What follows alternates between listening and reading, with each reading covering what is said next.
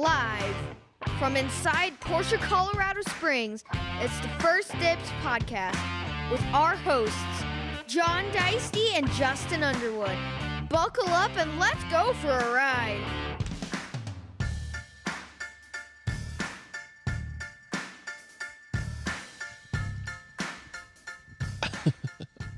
Well, here we are again, Lupe. Thank you very much for joining me tonight. All right, everybody. So if you can't tell, this is the First Dibs podcast from inside Porsche, Colorado Springs. I'm Justin, and I'm very enjoyably joined by Lupe Zarate tonight in John's absence. Yeah, John's down at, what, F1 right now? Yeah, John and family are in Las Vegas doing the F1 experience. So tomorrow. The race is Saturday night, which is kind of cool. Yeah, hopefully it would be fun to watch. He showed me a picture, or at least a quick video of where they're sitting, where their seats are. Yeah. The corner that they're at is like a 200-mile-an-hour corner. Wow. It's crazy. Have you been to an F1 race? No, not in person. My son's down there. He's doing that stuff, which is pretty cool. So I'm jealous of everyone right now.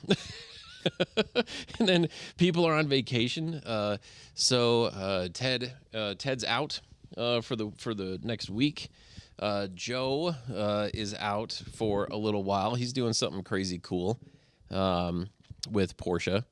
And then, yeah, so Deisty, I think he gets back in the office either Monday or Tuesday. I think it's Tuesday, actually. So anyway, I really appreciate you taking time to come join me tonight. No, thanks. Thanks for having me back on. Yeah. There's a couple of things to discuss. So as everyone else knows that watches this fairly regularly, John is the tech guy, so I have no idea. Hopefully people can hear us. Shift. All right. Good luck. Yeah. Thank you very much. I'm going to hang on to this so I can kind of watch and see what people are saying here. Seriously, thank you for taking time to join me. So Lupe, you just surpassed 2 years here at the dealership. That's right? 2 years, yeah. As of the 17th of this month. November 17th. All right. Well, congratulations. Yeah. The hard part's over. And now it starts getting a little bit easier. And, something that Lupe has been able to accomplish here, it's in the title of our show. Lupe is the most popular / most followed salesperson we have on YouTube. It's over 1,000 followers you have. Yeah. In a short period of time. I don't know how that happened. Crazy idea. Well, I think in the very beginning is you didn't even want to do a YouTube page. You figured it was something that you could get around. Yeah, my first thought when I was told you should get a YouTube channel was maybe I can get away without. Maybe I can sneak by and not have a YouTube channel. Right. But I found out very quickly that's not the case. No, that's not the case. Yeah. Not at all. Not here anyway. It's turned out to be don't know thing I've ever done. Yeah. That's pretty awesome. So Lupe he's a legitimate influencer now. I don't know about that. Well, I think I noticed on your page, and maybe it's only what we have access to here at the dealership, but you've done a really good job as far as you clear out videos, after some time. Yeah. So I think what I saw is that you've got, 1,200 followers, something like that, with 94 videos is what's posted there. Whereas in someone like John, that's not here, I mean, he's got hundreds or thousands of videos or something like that.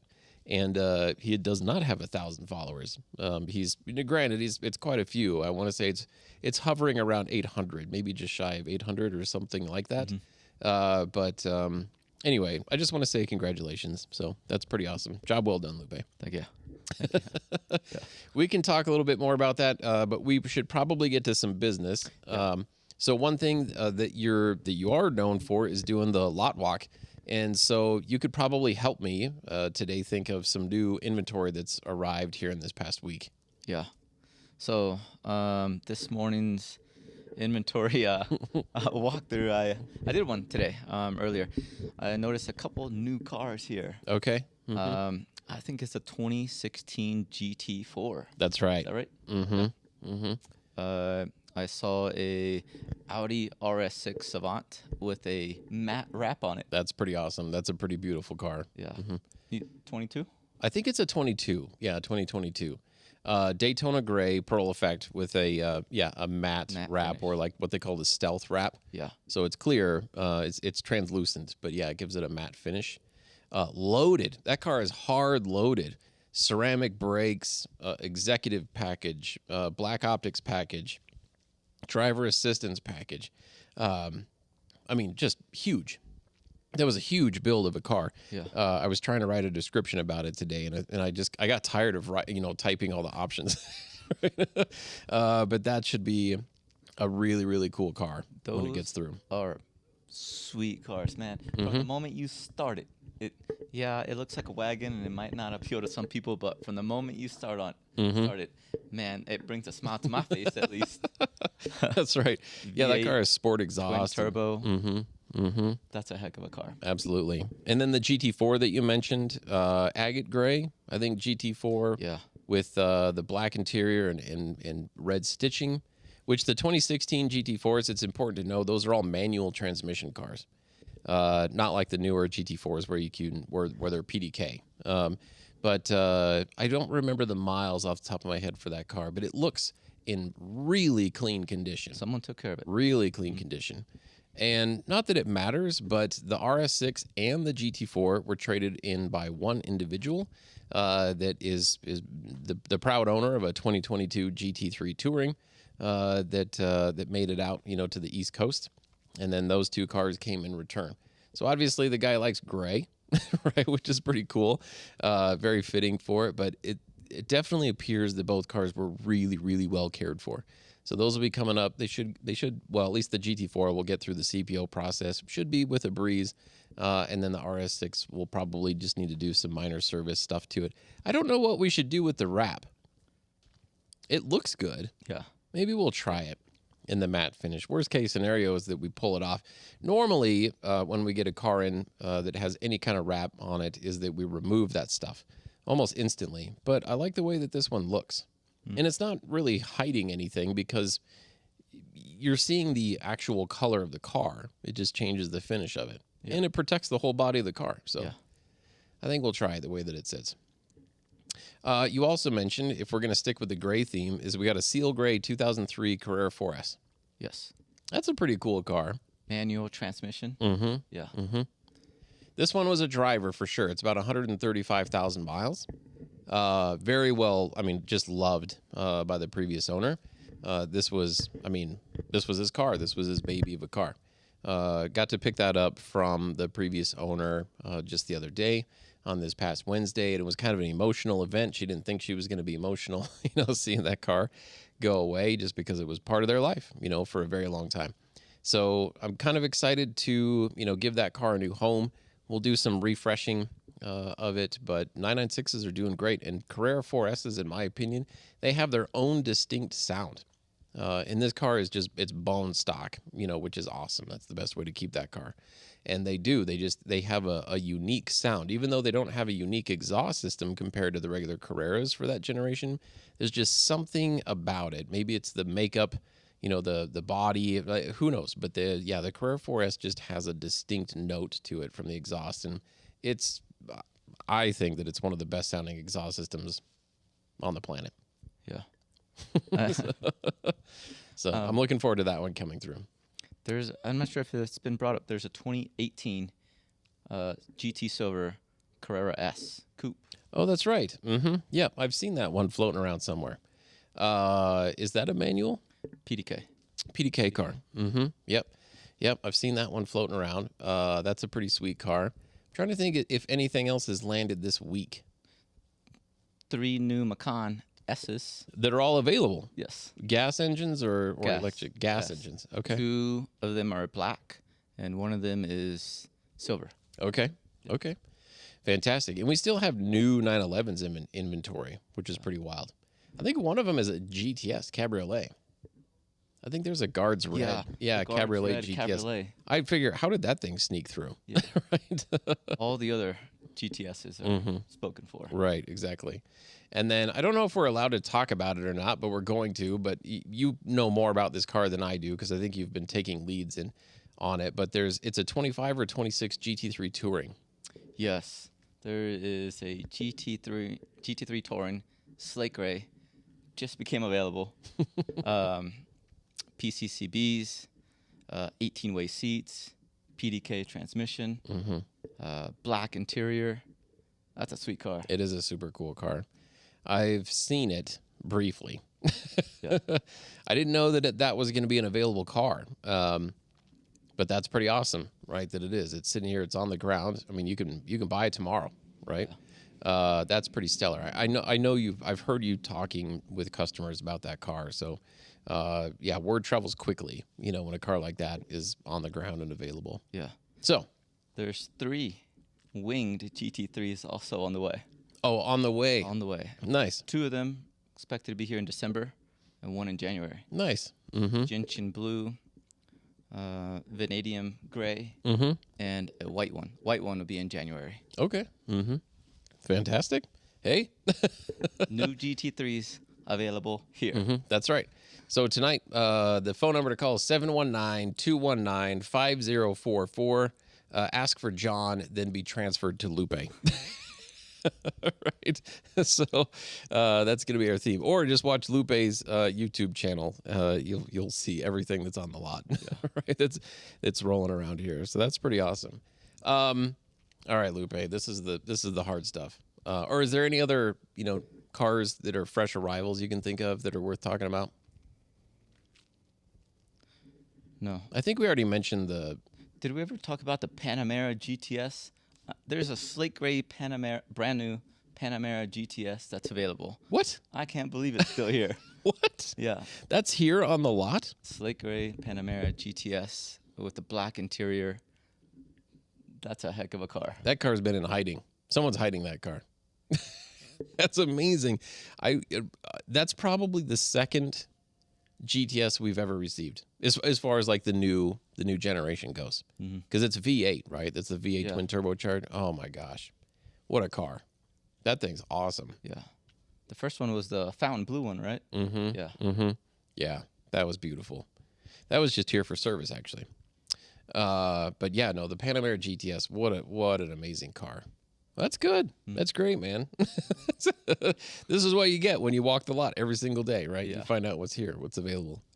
All right, so getting on with the hard stuff, is there was big news with Porsche this past week. The brand new Cayenne electric was unveiled. They did a unveiling of it, right? Yeah. So there's the Cayenne, and then there's the Cayenne Turbo electric. And what I did here is I printed off both. It's the technical and the standard options. Okay. For these cars. So I'm going to hand you this one. This is for the Cayenne electric. Okay. And what I did is I highlighted on my sheets here for the turbo version the primary differences between the two cars, because I think it's really important to know the standard stuff that you get on each car. And I mean, obviously, there's a pretty big price difference. Base price on the regular Cayenne is $109,000. Base pricing on the turbo version is $163,000. So part of you have to think, what do you get for that additional money? How much more is there? Is it a lot? I don't know. Right?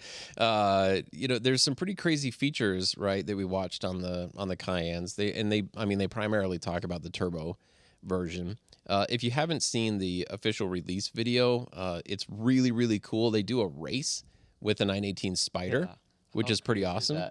Keeping in mind that the 918 Spider is also 10 years old. Right? It's pretty bizarre to think about that hypercar being as old as it is. And they are comparing it with today's, brand new technology with batteries and all that kind of stuff. Granted, the 918 is a hybrid. It's not an electric car. But still, it was $1 million hypercar. And this turbo version, starting at 163,000, plus options, was every bit as fast as the 918 Spider, all the way up to 200 kilometers an hour, I think is what it was. Just like, quick facts, 0 to 60 with launch control in the Cayenne Turbo electric, 2.4 seconds. 2.4 seconds. Gross vehicle weight of this thing, 7,209 pounds. Now, that's gross vehicle weight. That's completely loaded down. So curb weight, 5,860 pounds. That's just 400 pounds lighter than what the previous Cayenne Turbo was, right? You know, the gas burning engine. Mm-hmm.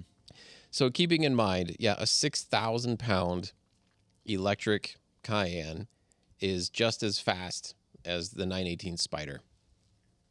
That's impressive. Yes. And not to mention the Cayenne Turbo and the regular version, towing capacity. 7,716 pounds. Yeah. That's a crazy 7,700 pound towing capacity. That's amazing. Yeah. That is absolutely amazing. So, yeah, I could see one of those videos being done, you know, like Tesla did with the Cybertruck, how they're hauling a GT3, you know, in a drag race. I think, you know, Porsche could probably answer that. Yeah. You know, doing a very similar test. What stood out to me between these two cars by far is the power. So the regular electric Cayenne produces 402 horsepower. And that's with the launch control? With launch, 435. Okay, so 435. Okay, so regular horsepower in the Cayenne Turbo, 844 horsepower. Wow. With launch control, 1,139 horsepower. Wow. That is a drastic difference, right? That is a pretty crazy difference right there. Charging time for direct current with maximum charging power, like, you know, the maximum feed that it can take, from 10 to 80% in 16 minutes. That's pretty quick. That's insanely fast. I mean, if you're driving around, you know, a big honking luxury SUV that takes 30 gallons of gasoline, right? You know, on a fill up, you're standing there for 10 minutes, right? And that's, you don't go inside, you don't get a drink or whatever. You're taking time to fill it up. In just a little bit more time than that, I know I'm talking a little bit more time than that, you're getting essentially a full charge in one of these cars. That's amazing. Did you see the wireless charging? Yes. Mm-hmm. Yeah, the inductive pad. Yeah, the pad. Yeah, you finally put that in your garage. You don't need to plug it in. Yeah. You just drive your car over top of this pad. Yeah. It's wired into the house. That's pretty wicked. That's pretty awesome. Yeah. My daughter could drive this. I mean, she forgets to plug in her phone, right? Think about plugging in a car. Yeah. Right? Just park it in the garage, sweetheart. It'll be fine. I think that's awesome. They've been talking about it for a long time, but now it's actually here. Yeah. Mm-hmm. On the turbo, they got the active arrow that works with it. That's right. That was pretty neat. Mm-hmm. Yep. They have active arrow blades that come protruding from the rear bumper when you put it in that Sport Plus high speed, which is pretty awesome. And then I also highlighted in here, this is for technical data. It's the front luggage compartment volume, 3.2 cubic feet. I think that's an important note, just because, I mean, the capacity, like the storage capacity for this thing is just unreal. It's the same, whether it's the regular Cayenne electric or the turbo. Dimensions are all the same. Weights are very close, right? I mean, the turbo is just a little bit heavier. But anyway, for the technical specs, yeah, that tells me what you're definitely paying for some of that performance difference. Where I was actually even more shocked is the standard equipment. As far as there's not really any major changes there. Turbo Night, right? That's a big thing. Which is the trim finish color that's specific for the turbo version. But something that some areas that I highlighted, some standard features in the Cayenne Turbo, adaptive sport seats plus. So 18-way seats are standard compared to 8-way seats in the Cayenne. And then heated seats, front and rear for the Cayenne Turbo. Heated seats are standard in the front for the Cayenne. I saw that you can get heated armrests Right. on it now. Yes, that's obviously that's a cool feature. That's a great feature. The exterior, wheel arch extensions painted in high gloss black. I'm not sure how I feel about that. That's a standard feature on the turbo. I mean, it's to make the wheel opening, look larger. By by doing that, does it also make the wheels and tires look smaller? I don't know. I mean, we haven't seen the car in person yet, right? It's just When do you think we'll see that? I don't know. Summer, fall, I'm hoping springtime. spring? Yeah. Okay. But I don't know. Don't quote me on that. Right? I mean, it's on the configurator. You know, you can go build these cars right now. It's always fun to see how expensive you can make one of them.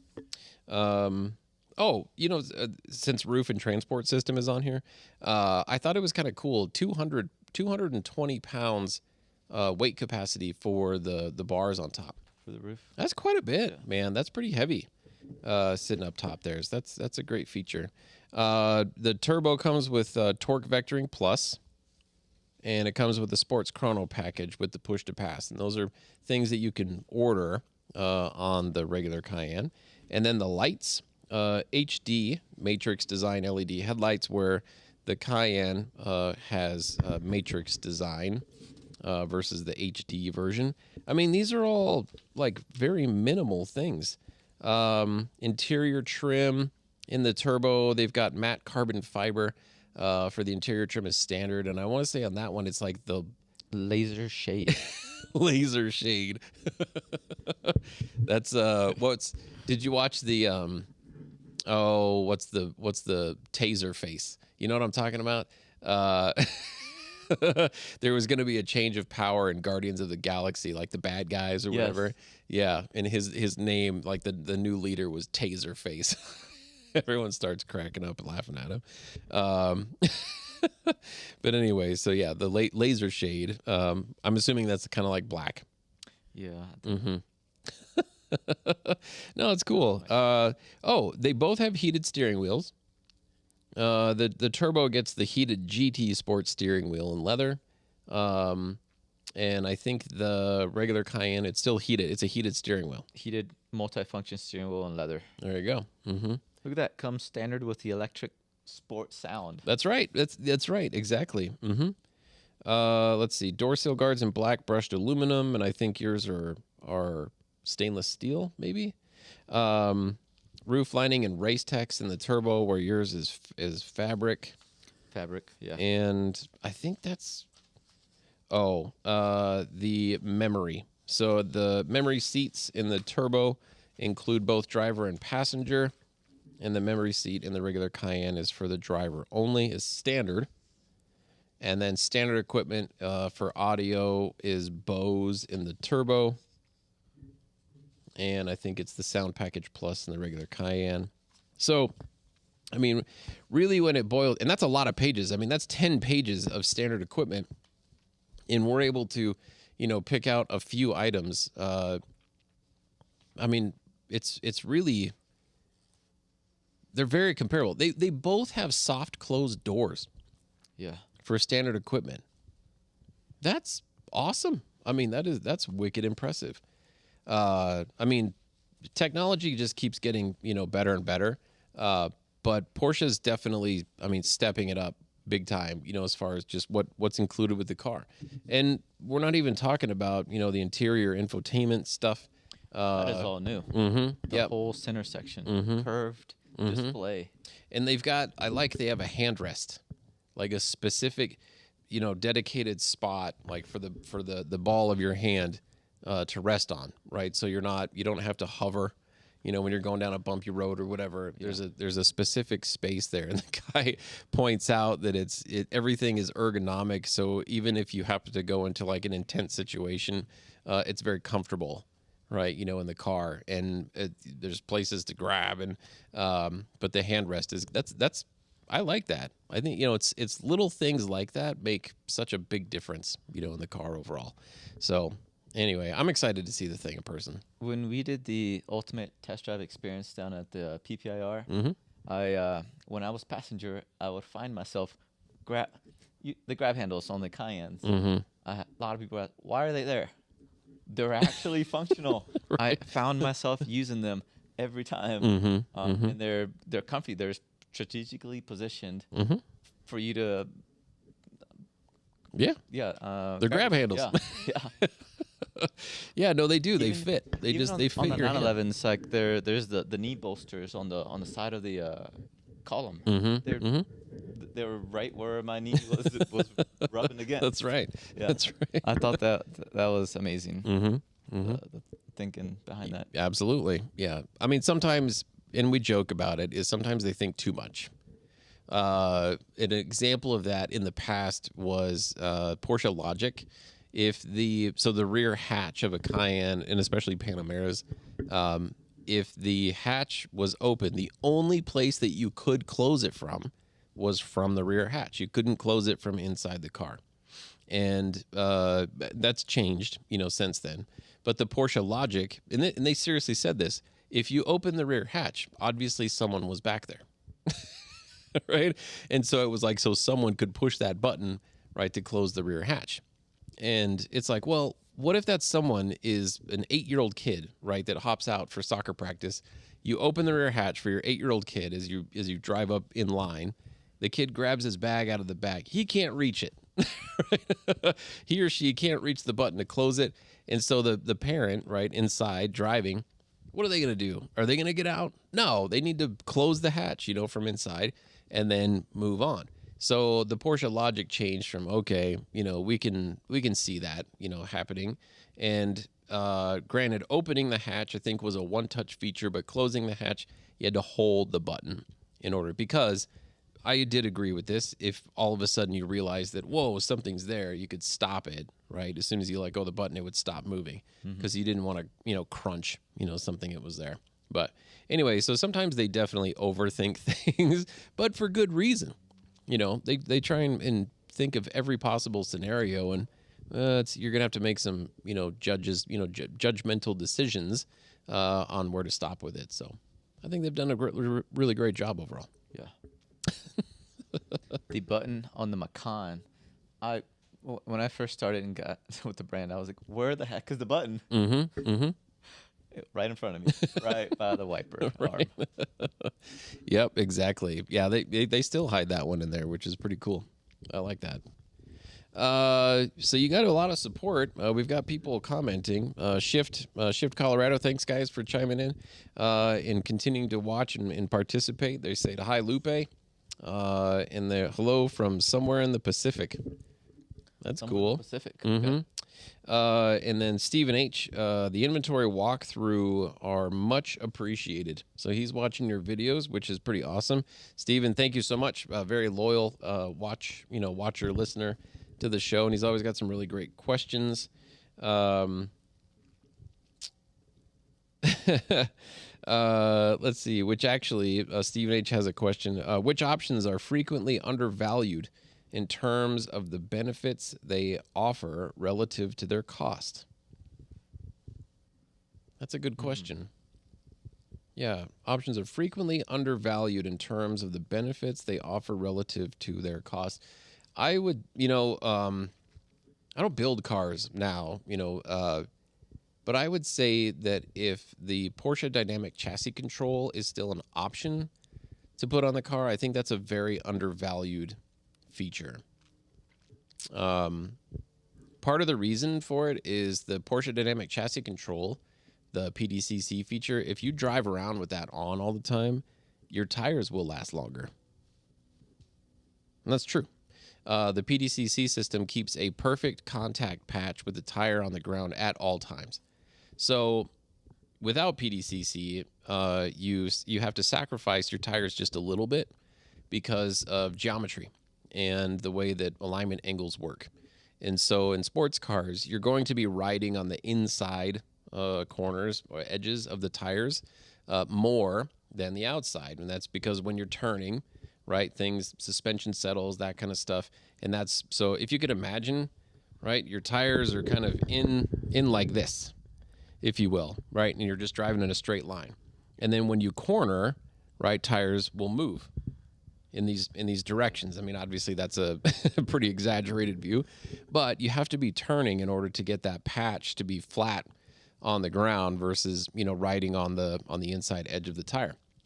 Well, PDCC, with the magic that it does, I mean, it keeps that tire in essence straight up and down, if you will, all the time, no matter what you're doing with the car. And so it's just been proven. I mean, cars that come in that use the PDCC system, their tires, I mean, they're not lasting. I don't know if I could say they're lasting twice as long, but they're lasting much longer. And the wear pattern on them is just unbelievable. It's perfect. I mean, the wear pattern is absolutely perfect. It wears so evenly across. And that's not a normal thing, for sports cars. So for, a right around a $2,000 option, that pays for itself the first time that you go to replace tires. So to me, I think that's a grossly undervalued option. Mm-hmm. What's another one? Let's see. I was just doing a build today on a Macan GTS. Mm-hmm. And as silly as it may seem, the pre-wiring for the dash cam. Right. $140 option Right. to do it from the build. Mm-hmm. That is a lot more Mm-hmm. to try to do it afterwards. Mm-hmm. Something as simple as that. 140 Mm-hmm. from when you're building it. Right. Mm-hmm. I'm always a fan of taking the no-cost options, but they're no cost, right? So how do you really undervalue that? It's, the smoking package, because it gets you an extra power point, like a 12-volt socket, and it gives you the cool cup, now or whatever, which would be the ashtray. But, I mean, you can just, if you don't want it, toss it or whatever, or just use it as a change cup in your desk or something like that. It's still cool, and it's labeled Porsche. Yeah. Mm-hmm. And then the luggage net, right, and the footwell, which I do see people use that. I mean, believe it or not, there's still some of us old school people that like having a road atlas just because it's kind of fun. So I'll see map, like a map or whatever stuff down there, which is kind of cool. It's it's a no cost option. Just throw it in there, right? You might as well. Yeah, there's definitely some features in there. Believe it or not, I still think some of the paint options are kind of undervalued.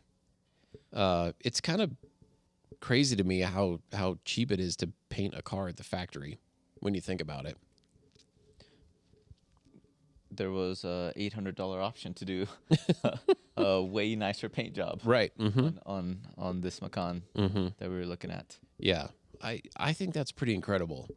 I mean, don't anybody listen to this, but Porsche could charge way more, for stuff like that. And it would still be fine, right? It would still be totally okay. They're figuring that out though. That's coming. Mm-hmm. That's coming. Yeah. I learned something at least new to me today, and that is the European delivery program isn't necessarily the European delivery program. They're doing like a Sonderwunsch experience, I think is what it is. I forget the actual title. I had a ton of stuff going on, but I was inquiring on a car that's on order, and we wanted to do a European delivery in the springtime was the idea. And going to look at the progress of this car, nothing's changed for the longest time. And I finally, asked someone saying like, hey, can you help me look into this and see what's going on? This was, this is what the order is. Take a look at it. And yeah, the response was the European delivery program is no longer offered with that, but they have a Sonderwunsch experience piece, which is a lot more in depth, right? A lot more detailed stuff. So I believe we can still add it to this car, that I'm thinking of in the top of my head, if we do it fairly quickly. Granted, there's a cost to it. I think it's a $6,000 option, is what it came up to. But anyway, so they're still offering that. And granted, today's the first time I heard about it, and I'm sure it's been out there. But like I said, I don't build and order cars, really. Ted takes care of all that stuff, so I'm kind of trying to weed my way through it right now. But it sounds pretty fascinating. I saw that. It was in today during the build. Sonderwunsch delivery experience. Okay. I was like, how cool is that? Mm-hmm. That's super cool. I was used to seeing the other ones over in Europe, but not the Sonderwunsch. Right. Yeah, because you could still choose delivery in Zuffenhausen, which is where this person wants to take delivery of the car. But there was Leipzig, Zuffenhausen. Yeah, there's still features to it. So that should be cool. That should be neat to learn about. Yeah. And I think, that's also something because it's the experience. And if it's $6,000, right, in order to get that experience, I think that could be an undervalued option. Granted, that doesn't mean that everybody just check that box and just expect it would happen, because it won't, right? I mean, they allocate that kind of stuff just like they do the cars.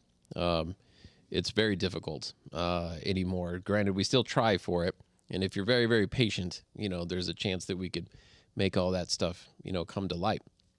But the Porsche definitely makes it feel like when you're ordering a car that just it doesn't matter. Like, you can choose that and you'll get to do it. And that's not exactly the case, but at least it's fun to think about it, and yeah, like I said, if you're extremely patient to do it, it'd be pretty awesome. Mm-hmm.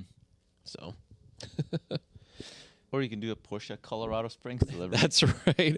I think that should be an option on the configurator. Absolutely. The Colorado Springs delivery experience. Why not? Right? You can go to Atlanta. You can go to LA. Why would you want to go to those places? Yeah. Right? They don't have Pikes Peak, sitting back here. I've done that so I offer that for a lot of my clients that call in from all over the country. Like, you can have it shipped to you, or you could fly in and do a Porsche Colorado Springs delivery. Absolutely. Drive up to Pikes Peak before you head home, and then create an entire experience out of it. There you go. Yeah, and we only charge $5,000. But I mean, when you think about it, is that doing the Colorado Springs delivery experience, you don't, without it, you don't get to meet Lupe, you don't get to meet John and Nancy and Randy and Corey, James, John, Noel, Ted, Joe, right? Myself included, if I'm here that day. And the service guys, and see the crazy inventory that's here all the time. So yeah, absolutely. I think let's petition for that. I think Porsche Cars North America should add an option, a no-cost option, to do a delivery experience at Porsche Colorado Springs. Let's see how many takers we could get. I bet it's quite a few. I bet we could get quite a few. Yeah. That'd be pretty sweet. We're in the middle of the country. Mm-hmm. Drive to either coast in a day or two. Yeah, that's right. Absolutely. Yeah. We got people that do it all the time. Yeah. I like your thinking, Lupe. I like it. Of course, that's why you're famous and I'm not. I'm not famous. I feel like it sometimes when we had our big Speed Yellow event, we were doing all the parking. I was hoping get all the people parked up, lined up. Mm-hmm. I couldn't tell you the amount of people that recognized me from the videos. I was like, oh, I saw your video this morning. That's awesome. That's fantastic. Yeah. One of the shift guys asked, what are the best settings on your coffee machine in the showroom? Depends on what showroom you're standing in, but this one up here, I like it the best because coffee. That is the best setting we have on the coffee machine up here. In the new car building, I go with coffee. I think that is the best setting from a coffee machine is coffee. Leave all the rest, to Starbucks and whoever else doesn't sponsor this show. Let's see here. All right, so we got a couple other questions here. CS, the Speed Yellow 997.2 Turbo S, back in that corner over there, will, quote, never be for sale. What makes that car or model so special? Oh, boy. Well, do you have an answer for that in your mind? I don't know that I've seen another Speed Yellow 997 Turbo S. Okay. I don't know that I've seen another one like that. Mm-hmm. It's got, 1,300 miles on it? 1,200, 1,200. Yeah. Mm-hmm. Super low mileage on that. Mm-hmm. Man. That car is so clean for starters. Right. Yeah, I don't know what else. It's just... I think that generation of car in general is kind of it's definitely the last of its, it is the last of its kind. I don't ever see Porsche going back to that type of chassis setup, if you will. So by today's standards, it would be a short wheelbase car because everything got extended with the 991. 991s. In the 997.2, that is very much more of a driver-focused car. Whereas in the later generation with the 991, they're all driver cars, right? But the 991, the way I describe it, the difference in a 991 versus a 997, in a 991, you can cruise down the highway with, one elbow on the door and just three fingers, holding the steering wheel. And it just, it cruises. It's nice and easy. It's mellow, right? It's very grand touring, when you want it to be, and then when you want it to be a sports car, it's a sports car. Like you turn the wheel, it turns, right? It does all the right things. A 997 generation, especially a 997.2 Turbo S, it's it is very much not like the elbow on the door and 3 fingers holding the wheel. It is a driver-centric car, and what I mean by that is that you do have to kind of pay attention, right, when you're driving that car. Not even necessarily fast, but with how everything is set up in that car, it's almost kind of like a modern-day RS version. And the modern-day RS version of any car, whether it's a Boxster Spyder RS or if it's a GT4 RS or a GT3 RS, it's on edge all the time, and you can feel that. And so the 997.2 being on edge all the time is it will grab the road, right, when you're not expecting it, and it will yank you one direction or the next. If you're hanging on to it, just kind of cruising nonchalantly, whether you're doing 35 or 95 miles an hour and it grabs the road, you need to be paying attention. So for that reason, it's a two hands on the wheel. It makes you focus. And I think just with the aspect of driving a car and that whole visceral experience and what people really, really look for in a car, that specific, that 997.2 Turbo S hits a really good sweet spot. And it checks just about every box, right, that you could possibly think of. It's all-wheel drive. It's twin turbocharged. It has a launch control that was designed to rip your face off. The thing, it handles, right? I mean, it does everything. That's why turbos and Turbo S's are the flagship car for Porsche, because they do everything. And they still have a back seat, right? If you got little tiny kids or you got pets or whatever you want to put back there, they're just they're perfect at everything. But that specific generation, it is definitely the last of its kind, and we're never going to see another car like it. So very typical Porsche is that if you've got the last one, right, of a generation, hang on to it, because it will turn into something very special. Granted, that car having 1,300 miles, 1,200 and change, they've been a very fun, 1,200 miles for sure. They've been enjoyed. Absolutely. So I get it. I understand why that one will never be for sale. I think that's a keeper. Mm-hmm. That's a keeper. So I don't know if that answers your question, but I'm trying to get there. CS also asked, any 996s C4Ss around, any local shops that can help Safari a 996 C4S? Yes. You're watching them right now, right? So we've got the 2003 Carrera 4S. Yeah. I think could be a really, really great candidate to do a Safari build with a car because it's already got 135,000 miles on it. So by modifying the car, heck yeah, go for it, right? Mm-hmm. I mean, you're not really losing anything, at that point. I think that's a great idea. Yeah. And it's already got some wear, so you don't have to worry about that initial little scuff that you might encounter. Mm-hmm. Yep. No, absolutely. Well loved, but it was used. It was used for 135,000 miles. What do you think's going to happen? Lots of great memories. Absolutely. I think that's a great candidate for it. And then, we've got some experience here, doing some off-road stuff. We had our 78 SC, that was a Safari build. We have a local client that's got a 2008 Carrera 4S, that we're part of, doing all the Safari stuff to that car. Obviously the Cayennes, sports cars are really fun. The all-wheel drive system can be a little bit goofy when doing those kinds of cars, but that's why you have people in our shop, like Jason and Garrett and Matt, Todd and Alfred. I mean, those guys, they do the math, right? They get it all figured out. I think that's a fantastic idea. And then obviously you've got Joe and his business partner Romain Dumas doing the RD Extreme. So, in case you haven't seen that car, right? Just anything is possible, right? Just remember that. So anyway, I'd love to see you guys down here to take a look at that car. And then actually you'd be buying it from Lupe since John's not around. Yeah. That's what you get, John, for not showing up on a Saturday. So no, Christine, we do have 996 Carrera 4S around, and I not kidding. I think that could be an awesome candidate for a safari build. So, anyway, just keep that in mind. Tanner went off-roading with me in his Cayenne. No way. How'd that go? Weekend. He did it was pretty cool. I could hear it because he's got the exhaust cut off. I could hear that thing the whole time. No, there was a bunch of my friends with the Rovers. He was in his Cayenne, and that thing did pretty good. I don't know if that thing has low gear, but he did some pretty steep climbs in that. His generation, I think, still did.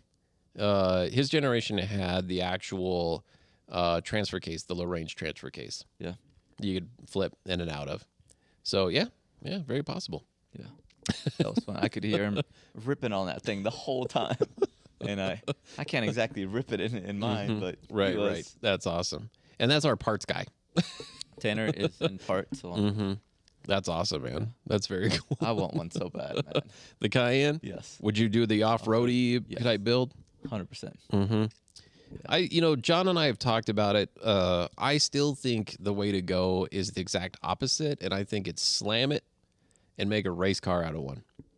Just One of empty each, it out. man. 100% one of each. Yep. I'm not going to give away all of John's ideas with that because, there's some people that have, done that, just not near as many. The Cayenne is obviously an extremely capable car. Again, watch the video of the brand new electric Cayenne and the hills and stuff that this thing is climbing and the off-road capability, especially with the off-road package. But no, I think it's Porsche first, right? So everything about it is Porsche, and then it's an SUV after that. So you can do either variant, right? Go off-roading with it because you know that it's going to be super capable. Slam it to the ground, put some big giant, rubber on the thing, and you can go rip around the racetrack at the same time. So, and it's the same car. It's the same car. Yeah. That's impressive. That's pretty versatile. Yeah. I'd say so. But I'm with you. One of each would be pretty awesome. Yeah. Yeah, some of your videos that you have on your YouTube page are pretty crazy with what you're doing with your Land Rover. Yeah. And I think one of your most watched videos on there is you jumping the Land Rover at home. Oh, yeah. With no brakes on it. No brakes. Well, when I hit the brake pedal, it goes to the floor. Right. There's no ABS. Right. Gotta pull the e-brake up. Okay. Therefore, I forget that it's there. I forget that my brakes don't work. So I crash into things on my property. So I think, on Lupe's property. So I think I've heard you say that no one, like the kids, aren't allowed to be out and about. Like if you're running that thing around. No. Which, by the way, say hi. Yeah. My little girls should be watching at home right now. What are their names? Aliana and Kenley. Yeah. Very fun. Yeah, super adorable kids. Yeah, and obviously Kansas. Hi, Kansas. Yeah. Super adorable kids. Yeah, what a super cool family. Lupe's always got these funny stories about how he'll catch a what was that thing? Arachnophobia. The spider, the tarantula. There's tarantula migrations here in Colorado. Right. More so on the lower part of Colorado, the southern part. But I live in an area where they migrate through, and I've caught a couple. Keeps him on his refrigerator inside the house. Yeah, and like I keep it alive. I feed it food. I take it out for walks. I take it outside, open it, and take it on a walk. And Right. Recatch it. and then eventually I feel bad and just let it go. Go find your mate. That's what they're out doing. Right. Yep, looking for their peers. Yes, that's pretty funny, man. It's super cool. I've definitely received some amazing pictures from Lupe, whether it be in the middle of the day or late at night. Say, look what I found on my driveway. Oh my gosh, don't touch that thing. Yeah. So that's pretty fun, man. That's pretty exciting. We'll tell you what. We're 10 minutes away from completing an entire show. I think we've actually done a fairly reasonable job. We've covered a lot of ground. We covered some new car inventory. We covered the all-new electric Cayenne, which is it's pretty wicked exciting. Like, so seriously, Google it, go to YouTube, and not only, like and subscribe to to Lupe's page if you don't already, but find the official release video for the new Cayenne. You'll get to see him race the 918 and then do the hill climb, or all, climbing up the mountainside, that kind of stuff. It's a wickedly impressive car for sure, as we knew it would be. We've talked about some of your success with YouTube, being 1,000+ followers, being a legitimate influencer. So YouTube does pay Lupe for his content, which is pretty amazing. And anyway, the dealership, we can't be more proud of you for doing so. And I think by you just being on the show is going to make this First Dibs podcast a little bit more popular since your name is globally recognized now. Yeah, I mean, I guess what else do you want to add in there? We talked about the 1511 event. No, we haven't. Oh, it's been mentioned before. You guys got to come out. If you live in the area, December 20th. Yes. There's going to be a very special car here. That's right. Yeah, 1511. It's a 914 conversion car that uses some 987 architecture, at least powertrain type stuff. But if you're familiar with the Singer Vehicle Design Company, the 1511, these 914s are that caliber of car, redoing the 914. So I'm excited about it. I don't know how many they're going to build, but we do have one of the early production cars is going to be here for our own Cars and Coffee event on December 20th. So, yeah, so even if you're not in the area, right, if you have an excuse to spend a couple $100 on a plane ticket, to come into town for that day, do it. It should be a lot of fun. As anyone else knows that attends our events, if Porsche Colorado Springs is putting together an event, it's going to be awesome, right? It's definitely worth the while. So thank you, Lupe, for mentioning that. 1511 Cars and Coffee event, December 20th. December 20th. And we're having our Christmas party that night. Same day. So that's going to be a full day. Let's see here. John and I are doing a Christmas event in Denver with the Rocky Mountain Press Association on December 2nd. Obviously, Thanksgiving is coming up a week from yesterday. Wow. Yep. That's pretty wild. So, we're... And shoot, Christmas over a month away? Yeah, Christmas is 34 days away, I think, is what I heard. Yep. Wow. Both my parents have birthdays next week. So, I mean, there's a lot of stuff, right? There's a lot of stuff that's going on both professionally, and individually, as I know you do as well, at home. So, if you don't have anything else to add, I think we might call it. Yeah, that went by quick. It did go by quick. But we made it. It's 53, almost 54 minutes into it. So good job, Lupe. And thank you. Seriously, thank you so much. This was very last minute. I was not prepared for today at all, but we made it. So for the First Dibs podcast from inside Porsche Colorado Springs, I'm Justin. I'm Lupe. Thank you so much, everybody, for joining us, and have a wonderful, safe weekend. We will see you next